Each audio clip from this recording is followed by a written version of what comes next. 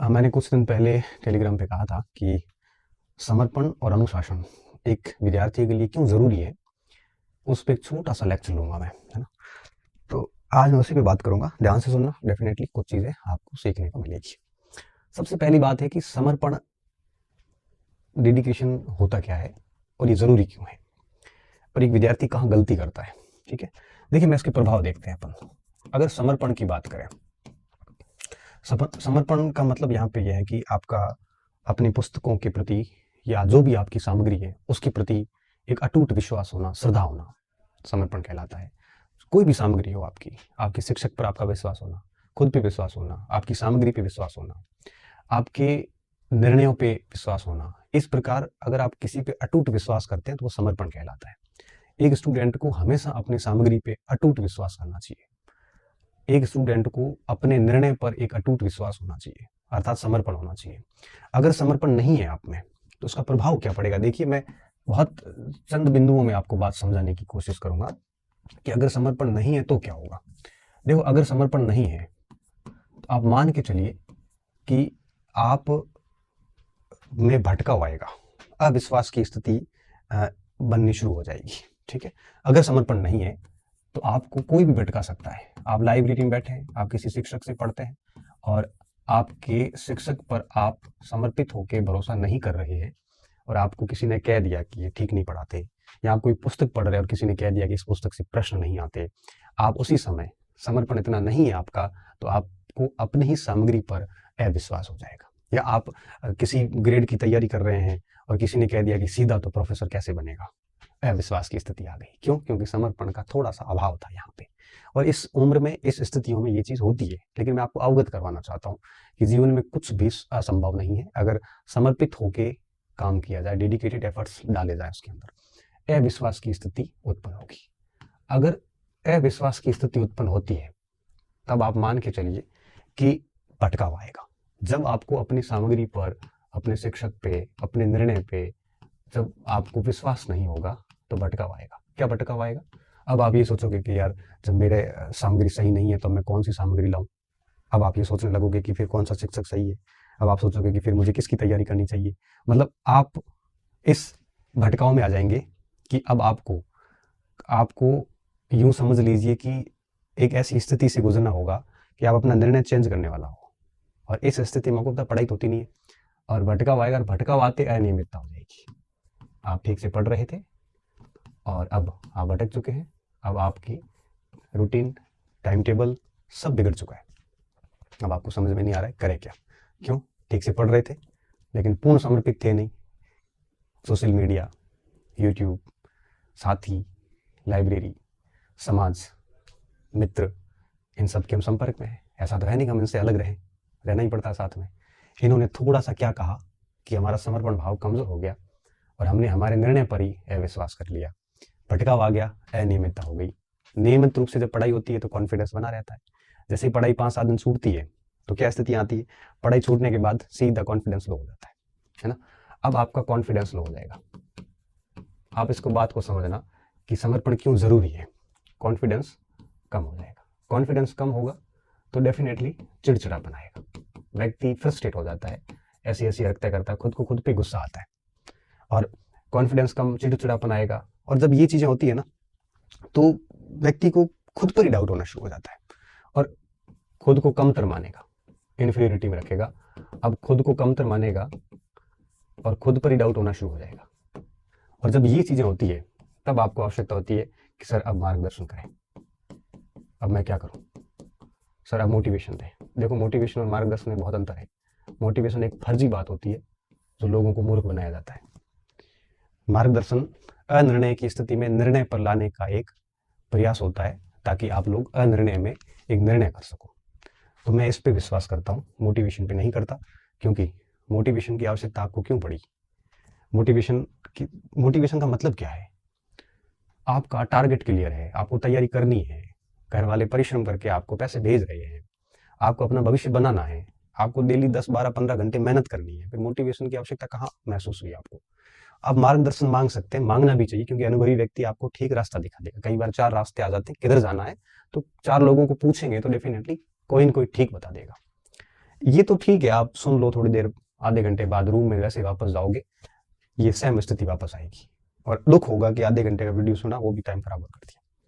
इसलिए इस पे ज़्यादा ना करें, क्योंकि आज की स्थिति में मोटिवेटर इतने अधिक हो गए हैं। कोई भी बच्चा थोड़ा सा भी परेशान होता है तो मोटिवेटर कहता आजा तेरे को मोटिवेट करूँगा, वो कहता मुझे नहीं करना, टीचर कहता नहीं मैं फिर भी करूँगा। आज की स्थिति ये है कि मोटिवेटर अधिक है, बच्चों की संख्या सच में कम हो गई है। भले मोटिवेटर खुद डिमोटिवेटेड है, फिर भी वो आपको मोटिवेट करेंगे क्योंकि आप उनके कस्टमर है। जबकि आपको क्या चाहिए था? मार्गदर्शन। और आपको मिल क्या है? मिल क्या रहा है? मोटिवेशन। आपको जरूरत किसकी है? आपको जरूरत है डायरेक्शन की, गाइडेंस की, कि किस तरह जाना है, कैसे आप करना है। और गाइडेंस सिर्फ इतना ही है कि आप समर्पित हो जाओ, अपने निर्णय पर अडिग रहें, अपनी विषय वस्तु पर अडिग रहें, अपनी सामग्री पर भरोसा करें, अपने आप पर भरोसा करें। और अपने आप पे भरोसा तो तब आता है जब 2 महीने 4 महीने ढंग से पढ़ाई होती है। तो जो आपने डिसीजन लेके काम शुरू कर दिया था ना, बहुत सोच समझ के किया था, फिर ये स्थिति उत्पन्न हुई क्यों? क्योंकि आप में अभाव था। किसका? समर्पण का अभाव था। कोई भी ऐरा गैरा आके आपको भटका देता है। किसी ने कह दिया कि आप डायरेक्ट तो कौन फर्स्ट ग्रेड बनता है? नहीं बनते। मैं आपको 50 एग्जाम्पल दे दूं जो अध्यापक में नहीं हुए फर्स्ट ग्रेड हुए और टॉप रैंक से हुए। मैं आपको ऐसे अनगिनत एग्जाम्पल दे सकता हूँ जो सीधे फर्स्ट ग्रेड बने, सीधे प्रोफेसर बने, सीधे कलेक्टर बने। कौन कह सकता है? फिर आपने क्यों निर्णय चेंज कर लिया कि नहीं अब तो मैं सीधे अध्यापक से शुरू करके? कोई भी कंपटीशन आसान नहीं है, सारे कंपटीशन में दम लगाना पड़ता है। तो आपकी जहां आपकी इनर कॉर्नर अनुमति देता है उसका डिसीजन ले लीजिए, उस पर फिर लग जाइए, फिर वापस मत हटिए। फिर आपके समर्पण पर कोई भी प्रहार करे तो प्रभाव नहीं पड़ना चाहिए। अब आपने तय कर लिया कि मुझे इस परीक्षा की तैयारी करनी है, आपने सिलेबस देख लिया, उसका विषय वस्तु ले ली, पुस्तकें, कोर्स, जो भी आपको करना आपने कर लिया, फाइनल कर लिया। अब आप में अंदर इतना समर्पण होना चाहिए कि आपको कोई भी उससे हटा ना सके। फिर अगर ये नहीं होगा समर्पण, तो आप विश्वास की स्थिति में भटका आएंगे, आप बहुत सारी और पुस्तकें लेके आओगे। लास्ट निर्णय ये लगेगा कि आप लास्ट में ये स्थिति में आओगे।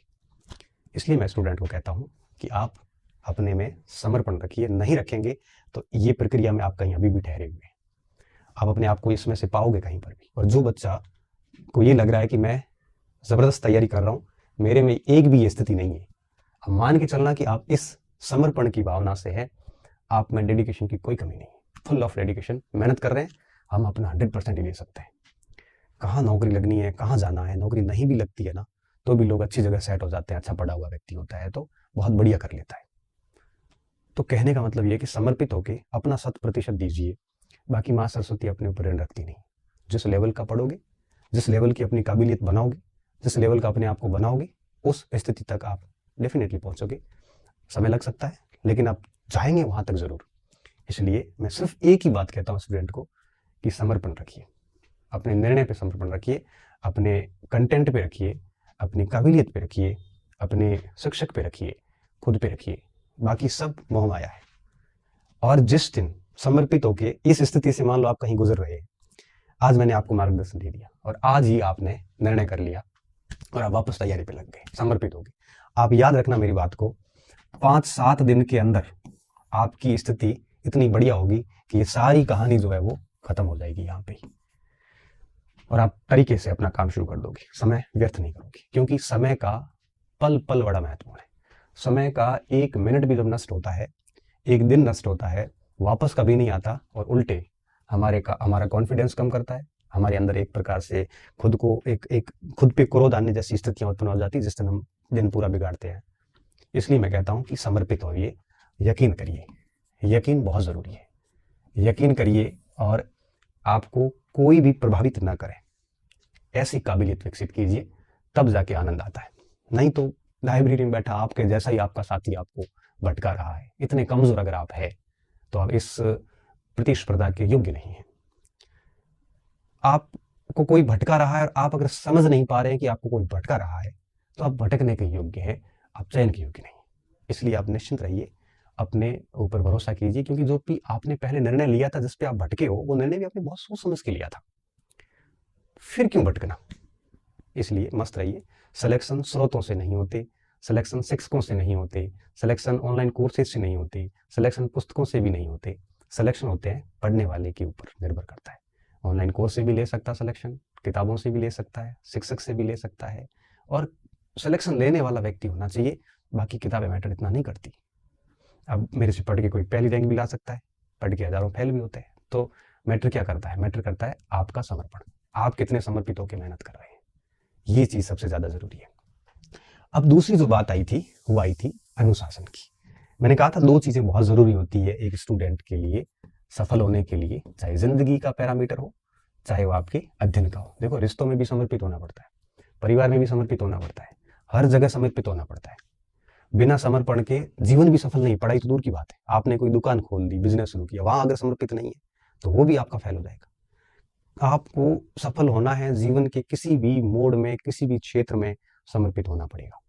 आप सोच रहे हो कि मजाक मजाक में काम करेंगे, आप अपने जीवन को थोड़ा सीरियस लीजिए। जीवन के साथ खेलना नहीं चाहिए हमें, पहली बात। दूसरी बात, अनुशासन। ये क्यों जरूरी है? अनुशासन इसलिए जरूरी है कि अगर आप अपने ऊपर नियंत्रण नहीं रखेंगे तो आपके ऊपर कोई और नियंत्रण रखेगा। अगर आप भटक रहे हैं, इसका मतलब आपके ऊपर अनुशासन की आप में ही कमी है। अगर आप अध्ययन का सातत्य नहीं बना के पा रहे हैं, आपकी कंटिन्यूटी नहीं है, कंसिस्टेंसी नहीं है, मतलब अनुशासन की कमी है।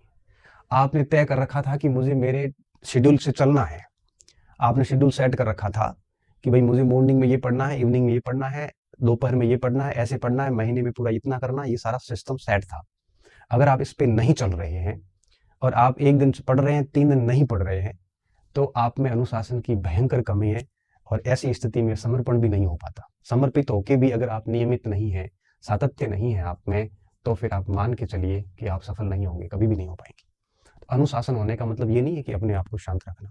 अनुशासन का मतलब है कि एक प्रकार से कंटिन्यूटी होना, कंसिस्टेंसी आना, लगातार परीक्षा तक अपने फॉर्मेट के अनुसार चलना। ठीक है, 5-6 दिन पढ़ लिया ढंग से, एक दिन कहीं घूमने चले गए, वो अलग बात है। 4-5 घंटे पढ़ लिया, फिर आधा घंटा 1 घंटा कोई मनोरंजन कर लिया, फिल्म देख ली, वो अलग बात है, वो जरूरी भी होता है। दिन पूरा पढ़ लिया, शाम को खेलने चले गए, ये बहुत जरूरी होता है। लेकिन इसका मतलब ये नहीं है कि आप है वो 2 घंटे पढ़ के 6 घंटे मौज करो। ये अनुशासन की भयंकर कमी है। अनुशासन के अंदर आपको ये चीजें होनी बहुत जरूरी है। अगर अनुशासन नहीं है तो आप मानसिक रूप से भी बड़े कमजोर हैं। अब मानसिक रूप से कमजोर क्यों? क्योंकि आप में कंटिन्यूटी वगैरह है नहीं, आपको कोई भी प्रभावित कर सकता है। क्योंकि जो व्यक्ति अनुशासित नहीं होता है, उस व्यक्ति के अंदर न तो धैर्य आता है, न नियमितता आती है, न आपके वो व्यक्ति कोई ठोस डिसीजन ले पाता है। गलत आदतें उसको बहुत जल्दी घेर लेती है और ऐसी स्थिति में वो अपने मूल उद्देश्यों से भटक जाता है। और मूल उद्देश्यों से भटका हुआ व्यक्ति कभी मंजिल पे नहीं पहुंचेगा, और पहुंच भी गया तो वो एक अच्छा प्रशासक या अच्छा शिक्षक नहीं हो सकता। इसलिए मैं बड़ा स्पष्ट तौर पे स्टूडेंट को कहता हूँ कि अपने अध्ययन या किसी भी क्षेत्र में अगर आप काम कर रहे हैं, समर्पित होकर करिए, अपना 100% दीजिए। और आप 1-2 साल दे के देखिए, 2 साल छोड़ो, आप 6 महीने दे के देखिए, आपको रिजल्ट मिलेगा, शानदार रिजल्ट मिलेंगे। आप अनुशासित होकर देखिए। अनुशासन का मतलब सुबह उठने से लेकर शाम को सोने तक आपका निश्चित टाइम टेबल होना चाहिए और आप उसके ऊपर अडिग है, बिल्कुल बिल्कुल फॉलो कर रहे हैं उसको। ऐसा नहीं है कि एकदम आप खुद से झूठ नहीं बोल रहे हैं, आप बिल्कुल ईमानदार बने हुए हैं। अगर आप ये सब है तो निश्चित तौर पे आप अनुशासित हैं। और ये सब भाव तभी आते हैं जब हम कार्य को लेके समर्पित होते हैं। इसलिए ये दोनों चीजें एक दूसरे से बहुत जुड़ी हुई है। अगर हम किसी चीज को लेकर समर्पित होते हैं ना, तो देखो आपकी नियमितता भी होती है, आप सुबह से शाम तक प्रॉपर तरीके से काम करते हैं सारे, और बड़े ईमानदारी से काम करते हैं, क्योंकि आप उसके लिए समर्पित हैं, काम के लिए, किसी के भी लिए। रिश्तों में से लेकर, पढ़ाई से लेके, व्यवसाय से लेके, हर जगह पे अनुशासन बहुत जरूरी है, और ये तभी आता है जब हम समर्पित होते हैं।